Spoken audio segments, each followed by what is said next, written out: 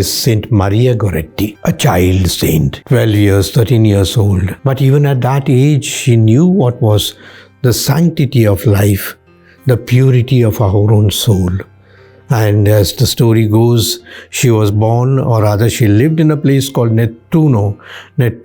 It's about a few kilometers from the center of Rome, I think 30-40 kilometers. I visited that place many years ago, and there's a big church, like a basilica, that is established for this child saint. As we know the story, her mother was one who went to work, the father perhaps also, and the mother left the girl here in the house, and the evil eye of a person called Alexander was on her.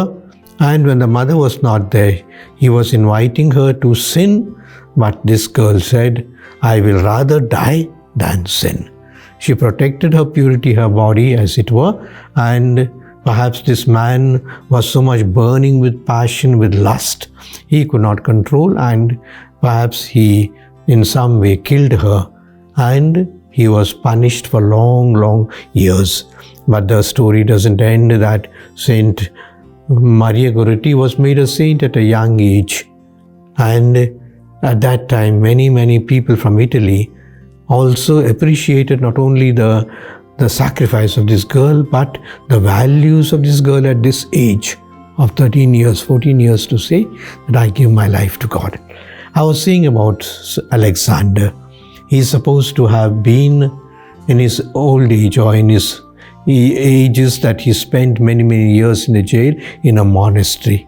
When he was out of his parole and of his jail, he went to the monastery, and we are told he also died a very saintly death.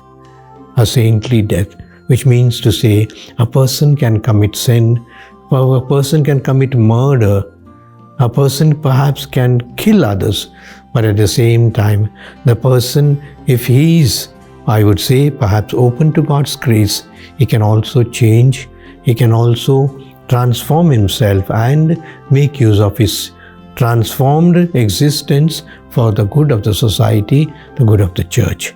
And therefore, Saint Maria Goretti for us stands as a child saint, of which she can be a model for so many young girls and the others.